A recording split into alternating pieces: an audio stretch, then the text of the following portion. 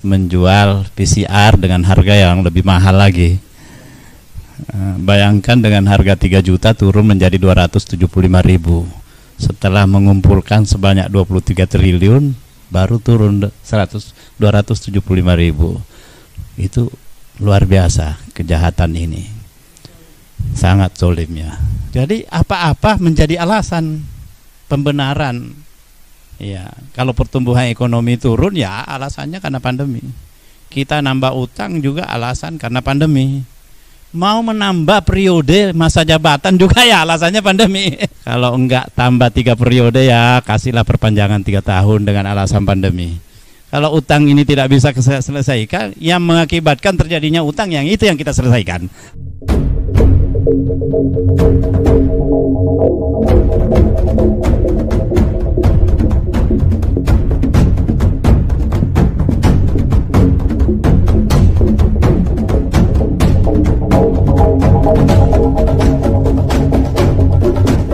Ini luar biasa. Jadi waktu Pak Gede minta saya untuk memberikan komentar satu paragraf terkait dengan buku ini, saya juga mendapatkan beberapa sudah dalam bentuk summary eksekutif saya kira. Jadi sudah lebih banyak dibandingkan tadi Prof. Wiwi.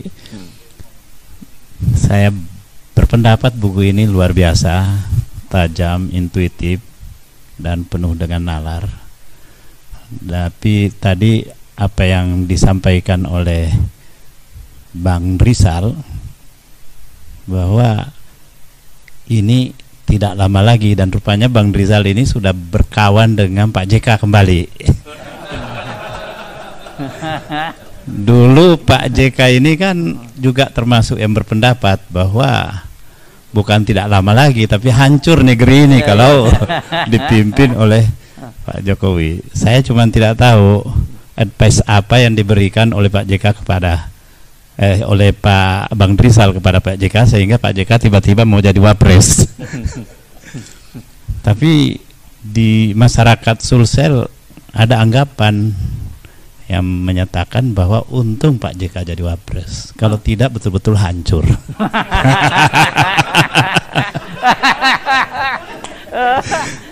Jadi saya kira Pak Gede setelah membaca summary eksekutif itu, saya malah melihatnya bukan hanya keserakahan, tetapi akal bulus juga sangat banyak di dalamnya. Jadi keserakahan dan kesuburan akal bulus di tengah pandemi ini. Karena itulah ada yang merasa berada di zona aman kalau pemerintahan yang seperti ini tetap bertahan, karena itu perlu didukung untuk 3 periode supaya bebas menjual PCR dengan harga yang lebih mahal lagi. Bayangkan dengan harga 3 juta turun menjadi 275.000. Setelah mengumpulkan sebanyak 23 triliun baru turun 275.000. Itu luar biasa kejahatan ini, sangat zolimnya. Jadi buku ini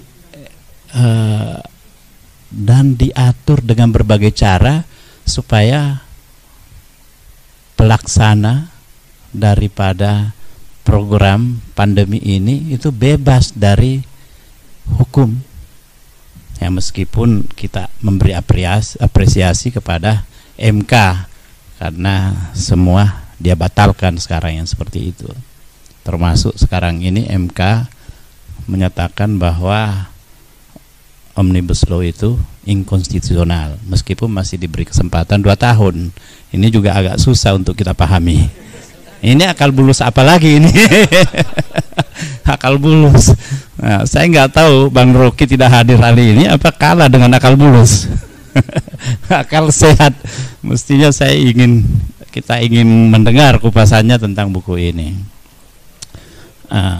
Nah, itu juga yang menjadi alasan. Jadi betul apa kata Mas Heru tadi, bahwa ini pandemi kalau di Indonesia ini jadi korban.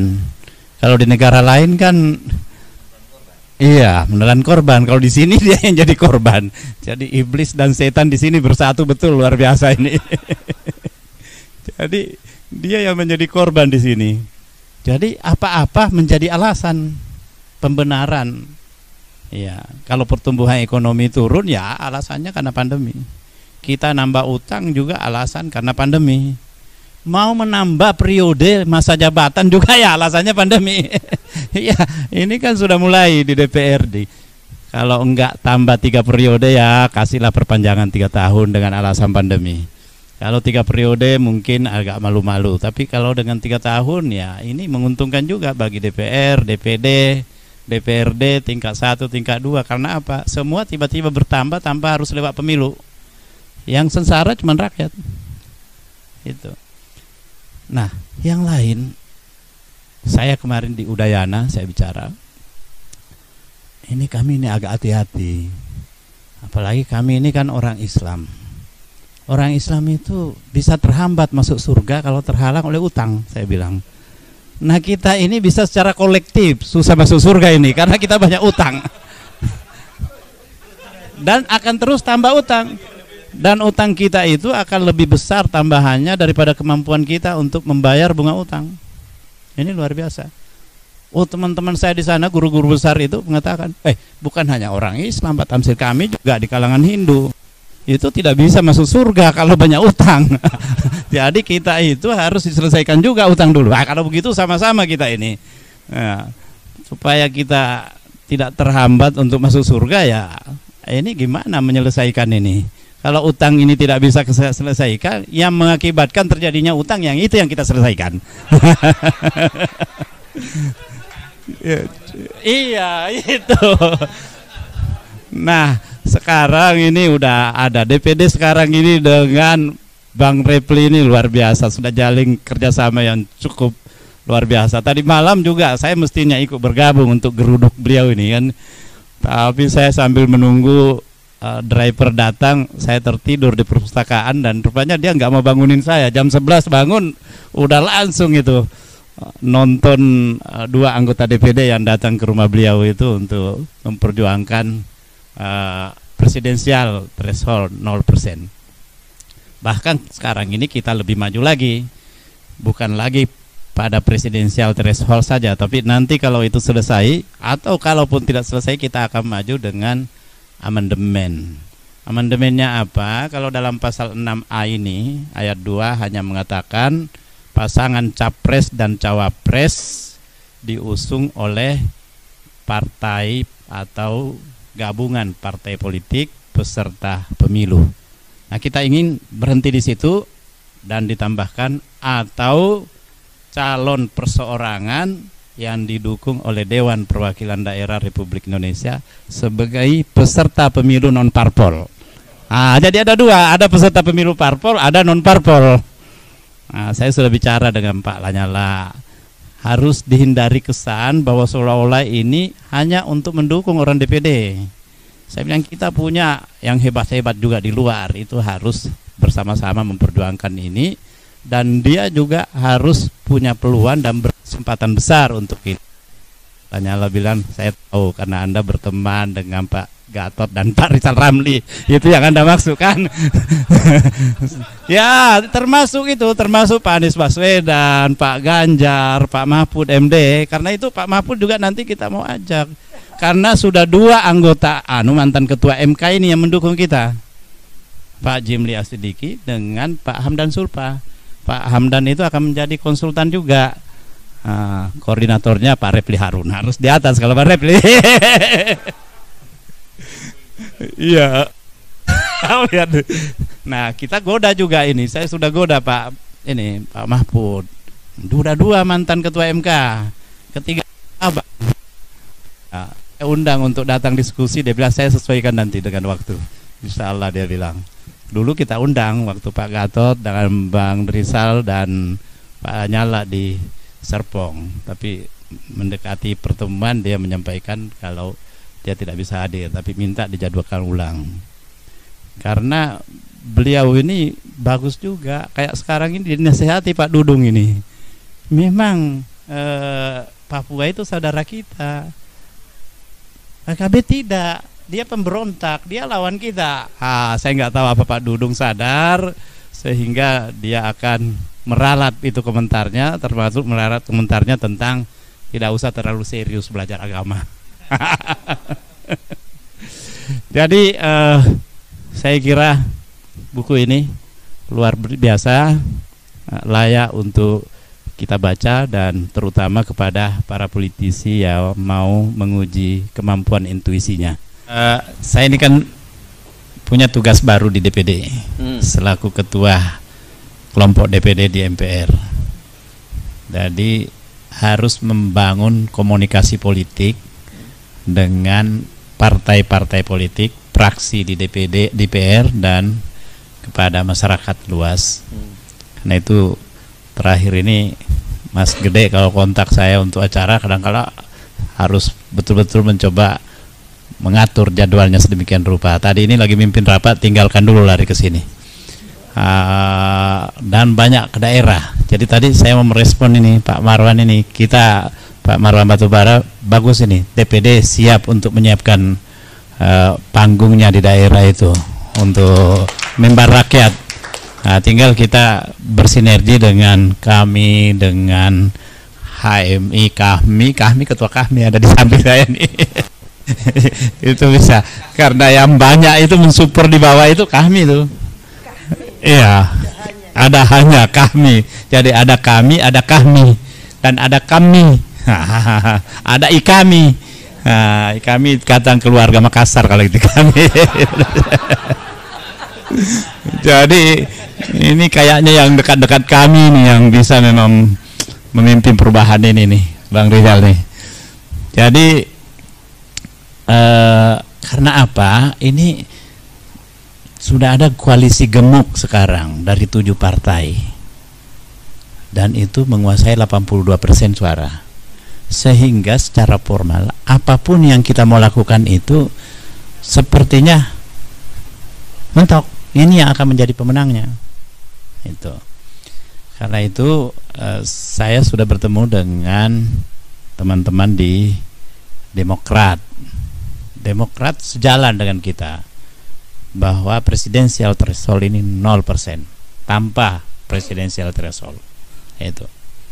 Cuman ketua umumnya tidak ada karena sedang mendampingi ayahandanya yang sedang sakit di Amerika. Nah, tapi yang lain lengkap mendukung itu. Mendukung juga penataan kewenangan DPD, supaya DPD ini ya secara moral kita juga berat ini, dapat gaji yang sama dengan DPR, kedudukan sama, tapi kewenangan yang tidak sama. Ya, bahkan lebih aman kalau DPD itu kunjungan ke luar negeri, tidak ada yang soroti. Kalau DPR ya di daerah suka ini. Nah, sekarang Mbak Wiwi sering kita minta datang untuk memberikan pencerahan kepada DPD, karena itu DPD sekarang tambah cerah juga itu dengan kehadiran beliau terus. Bang Repli juga begitu. Iya, Bang Rizal, Pak Rocky Gerung, semenjak saya pimpin di situ, saya undang semua pada datang ke sana itu. Banyak lagi tokoh-tokoh kritis yang lainnya, secara rutin kita jadwalkan. Kita buat dialog kebangsaan, kita buat forum penyerapan aspirasi, dengar pendapat masyarakat. Karena itu kalau teman-teman kumpul, biasa ada juga intel yang datang ngintip. Saya bilang jangan ngintip, masuk. Ini resmi saya adakan acara ini, saya bilang dengar pendapat masyarakat. Waktu Pak Gatot datang dulu di sana itu, dia susul datang, Pak, kami ditugaskan, ini minta maaf karena disuruh memantau acara di sini. Jangan memantau, saya bilang, langsung masuk, ikut. Karena yang kita bicarakan adalah menyerap aspirasi masyarakat. Makanya saya bikin itu selalu ada backdropnya itu, spanduk itu, dengar pendapat masyarakat. Jadi kalau dia datang, pendapat masyarakat dan intel gitu. Dia datang, udah. Ya, apalagi sekarang ada FNN. Ya, tanpa sekarang tolong keluar ya, nonton aja FNN gitu ya. Nonton aja FNN. Nah, ini langsung Repli Harun juga ada nih. Aman-aman, jadi ada podcastnya di mana-mana ini. Saya kira kalau sudah masuk di situ, di daerah pun sudah ada yang mengembangkan lagi. Jadi ini saya bilang sama di kampus-kampus itu, saya bicara, saya sudah bertemu dengan ketua asosiasi dosen pengajar hukum tata negara. Awalnya itu dia menyampaikan sangat tidak setuju dengan capres perseorangan, dia bilang itu enggak bisa. Tapi terakhir saya bikin forum lagi, datang dia jadi pembicara, Profesor Dr. Abdul Razak. Dia menyampaikan dengan draft naskah akademik yang saya serahkan kepada beliau, dan saya juga memberikan penjelasan-penjelasan. Dia bilang kalau begini saya goyang ini. Saya setuju dengan Anda ini. Ini saya harus segera mengumpulkan teman-teman dosen-dosen pengajar hukum tata negara, bahwa ini betul, tanpa kita merubah ini ambang batas ini betul-betul kita memunggungi demokrasi. Tidak bisa kita membangun sebuah demokrasi yang berkualitas. Ini harus sejalan. Tapi saya bilang tidak berhenti di situ, supaya di Indonesia ini jangan hanya orang partai yang menjadi warga negara kelas 1, tapi yang bukan orang partai juga. Kenapa? Karena undang-undang itu yang ada sekarang pasal 6 ayat 2A itu yang boleh mengusulkan hanya orang partai, yang bukan partai. Nah, karena itu kami menambahkan dan calon perseorangan yang diusulkan oleh DPD RI sebagai peserta pemilu non parpol. Nah, ini non parpol. Nah, jadi nanti kita akan mengusulkan yang dari non parpol ini untuk menjadi calon. Ya, mudah-mudahan karena ini dapat dukungan dari Demokrat dan PKS, itu sudah memenuhi syarat untuk maju mengusulkan amandemen karena sudah 1/3 lebih. Nah, untuk menangnya ya memang perlu nanti 2/3. Nah, ini tentu perlu perjuangan lagi. Nah, kalau juga judicial review bisa, ini yang mengetahui peta MK di dalam ini, Pak Repli ini temannya di dalam banyak. Pak Saldi Isra itu memang dari dulu dissenting opinion. Kemudian siapa lagi, Pak Haryono? Suhartoyo. Nah, kemudian ada 2 yang mau pensiun. Biasanya kalau orang mau pensiun itu udah nggak peduli lagi yang lain-lain. Dia akan berjuang bersama-sama dengan kita. Iya, kembali ke jalan yang benar, ke jalan lurus. Nah, kemudian ada 2 yang sudah diberi gratifikasi berapa? 15 tahun. Nah, 15 tahun tidak diganti-ganti nanti. Yaitu Aswanto dari Sulawesi Selatan sama satunya lagi namanya Eni Nurbaningsi. Tapi Eni Nurbaningsi ini juga pernah juga kalau nggak salah dissenting opinion. Dan termasuk kemarin yang mendukung ini ya. Omnibus law yang omnibus ya. Nah, jadi